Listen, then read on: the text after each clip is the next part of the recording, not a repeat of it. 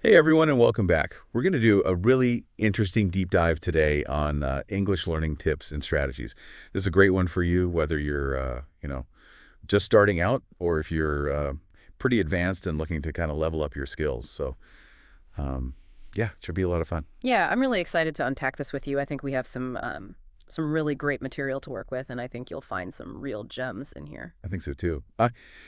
Let's start with the why. Why is learning English such a big deal in the first place? I know it opens doors, but Mm, is there a yeah. way to measure that? Like, is there? Yeah, there is. In today's global economy, being fluent in English can increase your earning potential by as much as 20%, Wow. according to some studies. So that's a pretty compelling reason right there. English is the language of international business travel technology. Like you said, it truly is a global connector. Yeah, 20% is nothing to sneeze at. Yeah. I've always kind of known that English was important, but I never really thought about it that way. Okay, so we've established the why, but for someone starting out, Yeah. where do they even begin? The research really emphasizes the importance of building a solid foundation, starting with those everyday words and phrases. So, think about the language you'd need to introduce yourself, maybe order a meal, ask for directions. Mastering those basic interactions can really give you a confidence boost early on. Yeah, those simple phrases were lifesavers when I was learning Spanish. It made traveling so much easier. The research also mentions apps like Duolingo and Memrise. I've heard those are great for beginners. Have you found that to be true? Yeah, they can be very helpful, especially for building vocabulary and getting comfortable with basic grammar. But I would caution against relying solely on apps. Yeah, The key is to really make English a part of your daily life, not just something you do for 15 minutes on your phone. right. That makes a lot of sense. So what are some ways to kind of integrate English into your daily routine beyond using an app? Well, think about your surroundings. Hmm. You could try labeling items around your house in English or keeping a simple journal where you write down your thoughts and experiences in English, even if it's just a few sentences a day. Those are great ideas. I remember when I was learning Spanish, I used to try to narrate my day in my head just to get used to thinking in the language. Is that something you'd recommend? Absolutely. In fact, the research actually recommends actively trying to think in English. So instead of translating from your native language, you want to kind of challenge yourself to formulate your thoughts directly in English. Yeah, It's like a mental workout for your language skills, and it can be incredibly effective. that's a great tip. But I imagine it can also be really frustrating, especially in the beginning when you're still building your vocabulary. What advice would you give to someone who's feeling stuck or discouraged in those early stages? I would say, first and foremost, don't be afraid to make mistakes. Everyone stumbles and fumbles when learning a new language. It's part of the process. Embrace those mistakes as opportunities to learn and grow. And remember, progress isn't always linear. Some days you'll feel like you're conquering the world, and other days you feel like you've taken two steps back. The key is to stay persistent and keep that long-term goal in mind. Yeah, I think that's such an important point. It's so easy to get caught up in the day-to-day struggles and lose sight of the bigger picture. So for those who are ready to move beyond the basics, what does the research suggest for taking their English to the next level? Well, this is where things get really interesting. One of the most effective strategies for intermediate and advanced learners is immersion. Oh yeah, I've heard a lot about immersion, but it always sounds a bit vague to me. Can you give some specific examples of how to immerse yourself in English? Absolutely. There are so many ways to do this. You could start watching movies and TV shows in English, listen to English language podcasts, read English books and articles, even switch your phone and social media settings to English. The key is to really find activities you enjoy and make them a regular part of your routine. I love that. It's really about making English a natural part of your life, Right. rather than forcing yourself to study all the time. Exactly. And the beauty of immersion is that you pick up new vocabulary and improve your listening comprehension almost effortlessly. You're absorbing the language organically without even realizing you're learning. It's almost like tricking your brain into thinking in English, right? Precisely. Yeah. And the more you expose yourself to the language in a variety of contexts, the more comfortable and fluent you'll become. But immersion isn't the only strategy for leveling up your English skills. The research also highlights the importance of finding a language partner. You know, I've always found the idea of language partners a little bit daunting. Like I get nervous speaking to native speakers, especially when I'm still learning. Do you have any advice for overcoming that fear and finding a language partner who's a good fit? It's completely understandable to feel nervous, but remember, even native speakers make mistakes. Oh, yeah. The key is to find someone who's patient, supportive, and understands your learning goals. That makes sense. So where can people find language partners? Well, there are some fantastic websites and apps specifically designed for connecting language learners. Italki and Tandem are two popular options. They allow you to connect with native speakers or other learners from around the world for conversation practice. Oh, that sounds great. Having those regular conversations is so important for building fluency and confidence. It is. And it can also be a lot of fun. You can learn about different cultures, share experiences, and even make new friends along the way. So we've covered a lot of ground already, from the importance of English to building a solid foundation and then taking those next steps towards fluency. But what about those pesky little mistakes that even advanced learners make? I'm sure we've all been Oh, there. absolutely. Even the most fluent speakers have areas where they can improve. The research actually dedicates a whole section to common mistakes, and some of them might surprise you. Let's dive into those. I'm curious to hear what they are. Well, one common mistake that even native English speakers make is the overuse of the word very. Oh, yeah. It's a habit that's really hard to break. Oh, I'm so guilty of that one. It's so easy to just fall back on very when you're trying to emphasize something. What's the problem with using it too much, though? Well, it can make your English sound a bit bland and repetitive. The research suggests replacing very with more descriptive synonyms. Okay. So instead of saying very happy, you could say ecstatic or overjoyed. Right. Instead of very tired, you could say exhausted or worn out. Those are great examples. Mm-hmm. I can see how using more vivid language would make your English sound much more natural and engaging. Exactly. It really adds color and nuance to your expression. Another common mistake, and this one can be a little bit tricky, is confusing make and do. Ah, yes, the classic make versus do dilemma. Yeah.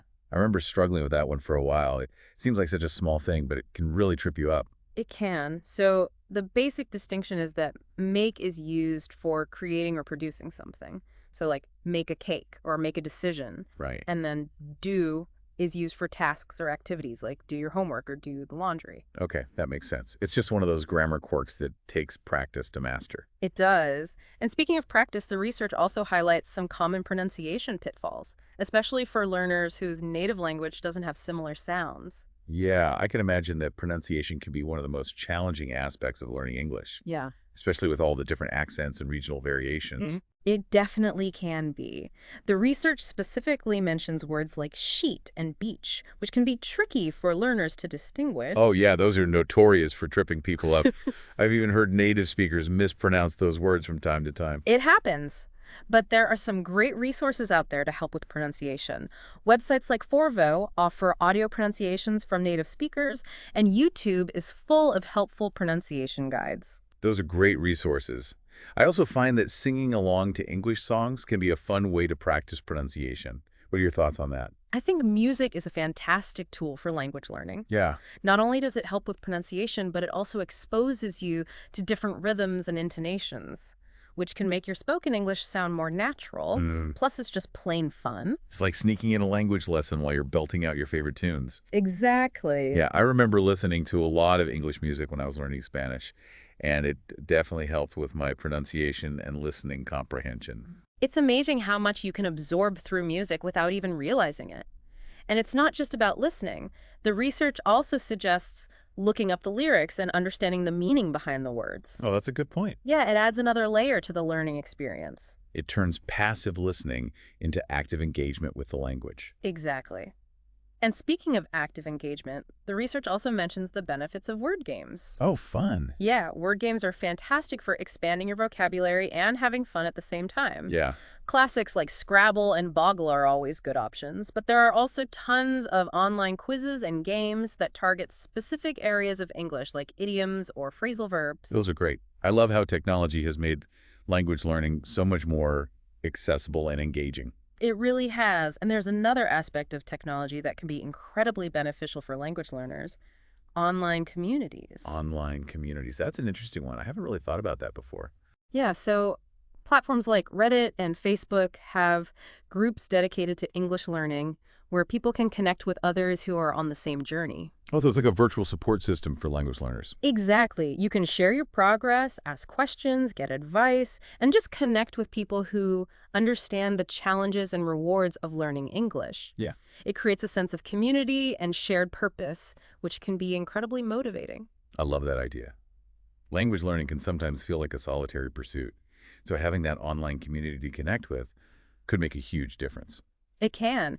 And speaking of motivation, that's actually a key theme that runs throughout the research.